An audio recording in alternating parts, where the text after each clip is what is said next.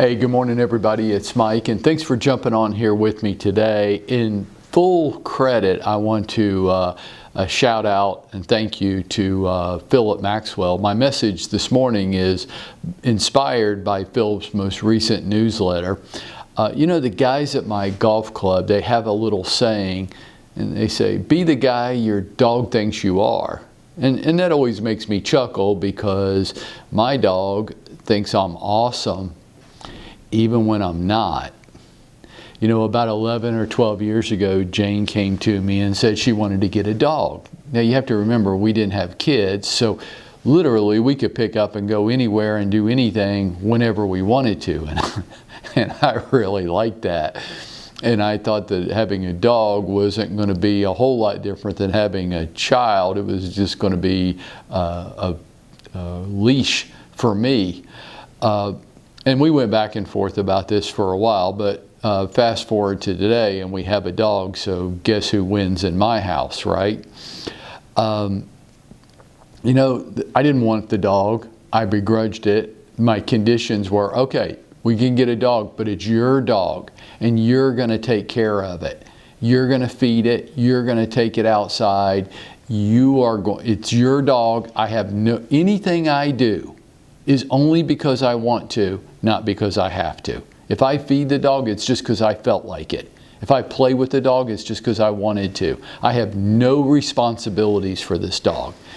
And Jane says, well, of course, that's fully how I expected it to be.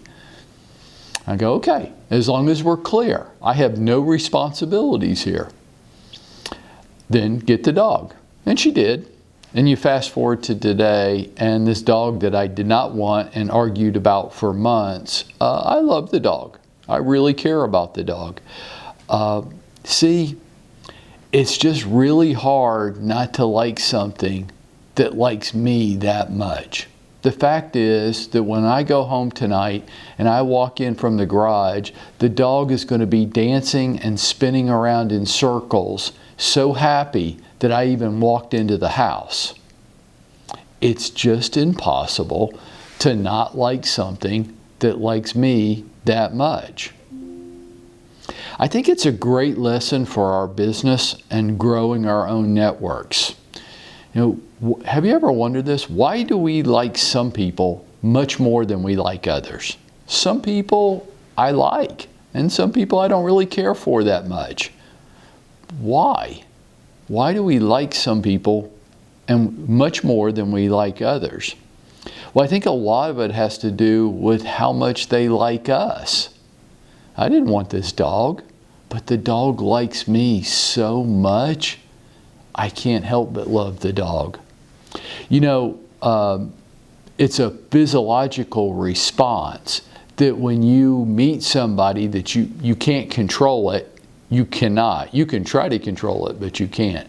When you meet somebody that you find physically attractive, your pupils dilate. And the reason that happens is it doesn't make you attractive. If you butt ugly, you just still butt ugly. But when your pupils dilate, it makes you more attractive. It doesn't make you go from ugly to pretty, but if you're already ugly, it makes you a little bit less ugly. Our pupils dilate, and that makes us more attractive to the other person. I think the reason we like some people, or some people like me more than other people do, is probably because I like them first. I want to share with you this morning 3 lessons that I've learned from this that my dogs taught me. And thank you for Philip for inspiring this. The first lesson that I've learned is I don't need expensive, fancy stuff to have a good time.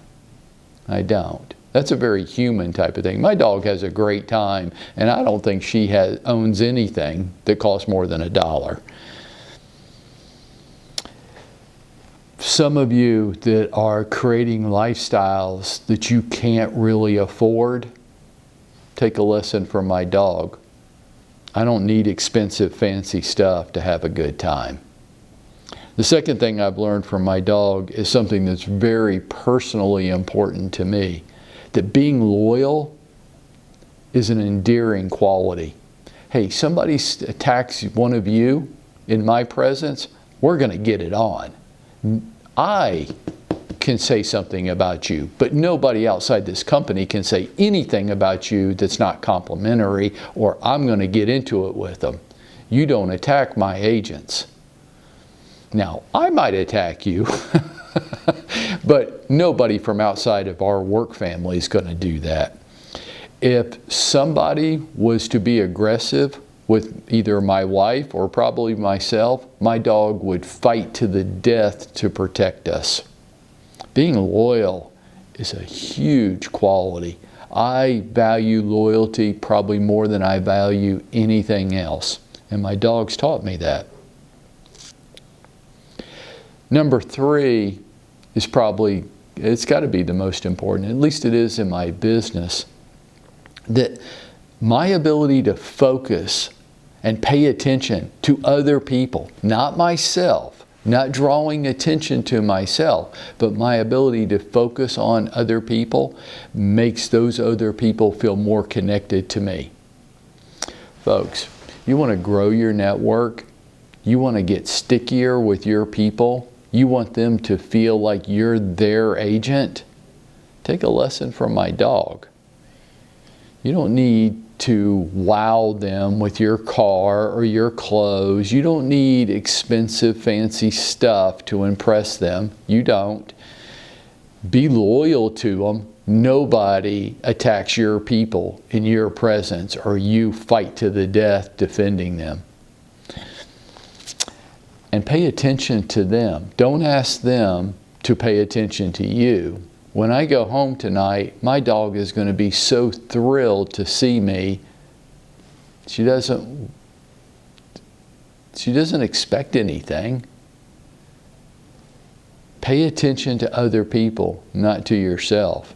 It'll draw them to you like nothing else. Be the guy my dog thinks I am. I'm trying. But the truth is, my dog's probably just a better human than I am.